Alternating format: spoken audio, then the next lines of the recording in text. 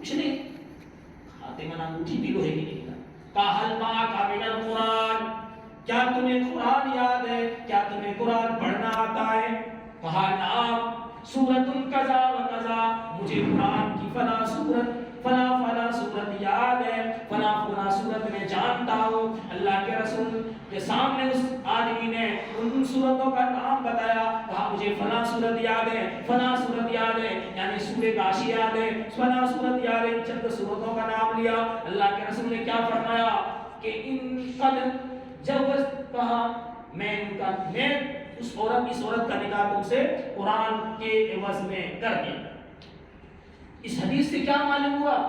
اس حدیث سے ایک مسئلہ یہ معلوم ہوا کہ مہر کے کو شادی میں کوئی بھی معاملی سے معاملی چیز، کچھ بھی چیز مہر بنایا سکتا ہے. حتیٰ کہ اسلام بھی اگر قبول کر لے کوئی تو بھی مہر ہو سکتا ہے. تو یہ بھی حدیث ہے. حضرت ابو طلحہ کا آپ لوگوں نے نام سنا ہوگا. حضرت ابو طلحہ بھی اسلام نہیں لائے اور ام سلیم سے انہوں نے نکاح پیغام کا نکاح بھیج دیا. جیسے آج ہمارے یہاں ہوتا ہے، لب کر لیتے ہیں ایک غیر مسلم لڑکی مسلمان لڑکے سے، یا مسلمان لڑکا غیر مسلم لڑکی کو نکاح میں لے آتا ہے. آپ نکاح کر سکتے ہو، لیکن نکاح کے لیے شرائط ہے کہ دونوں کا کفر ہونا ضروری ہے. کفر کا مطلب یہ کہ دونوں کا اسلام میں ہونا ضروری ہے. اگر ایک مسلمان ہے ایک غیر مسلم ہے تو نکاح نہیں ہوگا. نکاح ہوئے کیوں؟ کیونکہ وہاں اسلام نے دونوں نے نہیں. تو حضرت ابو طلحہ رضی اللہ عنہ ام سلیم سے نکاح کا پیغام بھیجا. ابو طلحہ بھی اسلام نہیں لائے تھے، ام سلیم اسلام لا چکی تھی. ام سلیم رضی اللہ، یہ انس رضی اللہ عنہ جس کے نام ہے بہت ہی مشہور اور صحیح حدیث ہے. حضرت ام سلیم رضی اللہ عنہا کہتی ہے اگر تم اسلام قبول کر لو گے تو میں تم سے شادی کر لوں گی. چنانچہ حضرت ابو طلحہ رضی اللہ عنہ نے اسلام قبول کیا اور ان دونوں کے درمیان مہر صرف اسلامی تھا. ان دونوں کے درمیان مہر کیا تھا؟ اسلام لانا ہی تھا.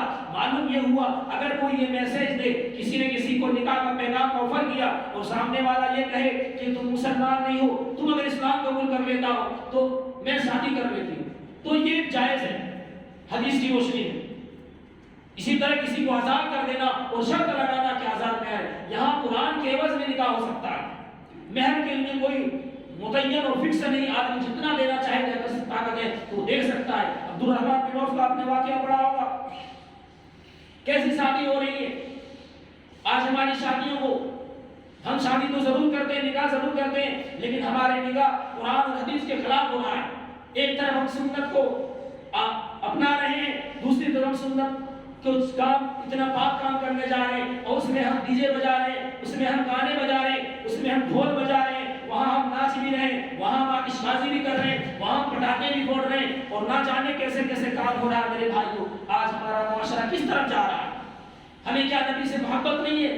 اللہ کے رسول صلی اللہ علیہ وسلم کی تعلیم ہمیں یاد رکھنا چاہیے. آپ ہمارے لیے آئیڈیل ہیں. چنانچہ آئیے اور دیکھتے ہیں حضرت عبد الرحمن بن عوف کا واقعہ پڑھو. حضرت عبد الرحمن بن عوف ایک صحابی ہیں.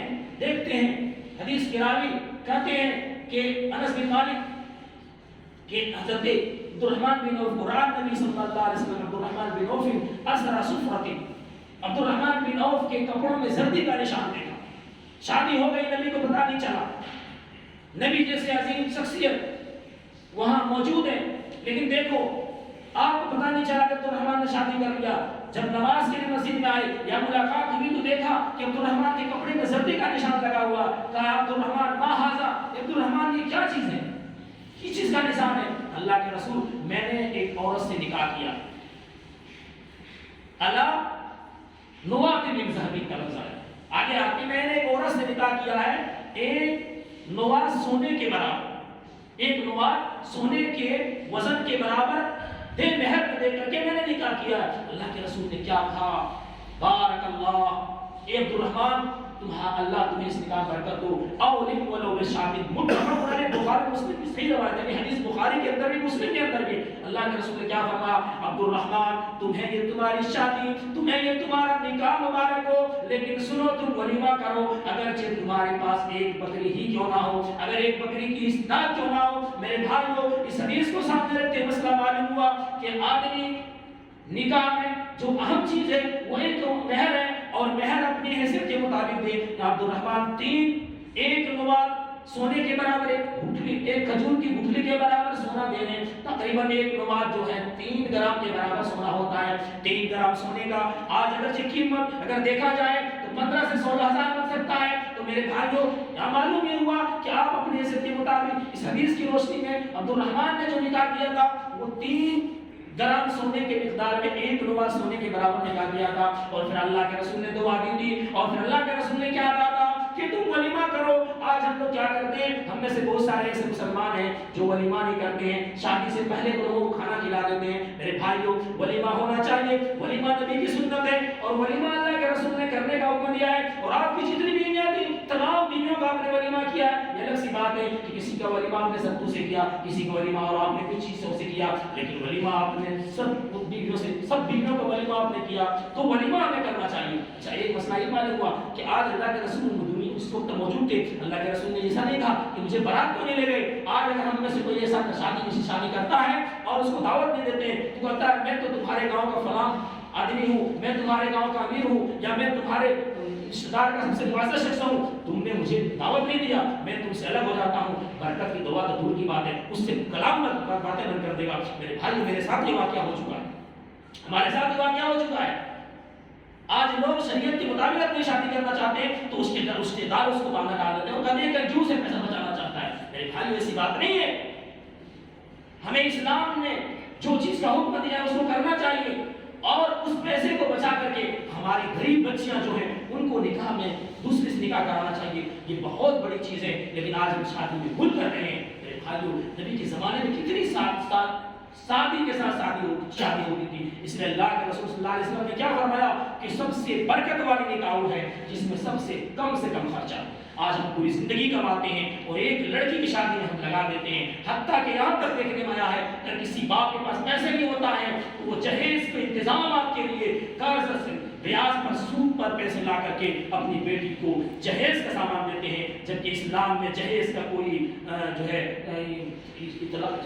कोई जो है इसका प्रूफ नहीं है या इसका कोई सबूत नहीं है और शरीयत का इसका निकाह का कोई हिस्सा नहीं है। निकाह का अगर कोई हिस्सा है, निकाह के अगर कोई निकाह को कबूल होने की कोई शरात है तो एक इजाब कबूल है, एक वली का होना है, 2 गवाहों का होना है और मेहर का होना है। आज ये हदीस में देखते हैं, एक हदीस में अल्लाह के रसूल ने क्या फरमाया, ना निकाह इल्ला बिवलिय्यिन, बगैर वली की इजाजत, बगैर वली के किसी लड़की का निकाह नहीं होता है। और अल्लाह के रसूल ने फरमाया इसी तरह ला निकाह इल्ला बिअलिय्यिन वला शाहिद अदल वला सिदाकिन वला शाहिद अदलिन, और ना मेहर के बगैर निकाह होता है, ना 2 आदिल गवाहों के बगैर निकाह होता है। इसी तरह अगर कोई लड़की बगैर वली की इजाजत के बगैर निकाह फरार होकर के, मफरूर होकर के, घर से भाग करके कोर्ट मैरिज कर लेती है तो उसका निकाह नहीं होगा, वो औरत ज़ानिया है, वो औरत ज़ना करती है। अल्लाह के रसूल की और हदीस है, अल्लाह के रसूल ने फरमाया अय्युमा इमरातिन फनकाहत बगैर इज़्न वलियहा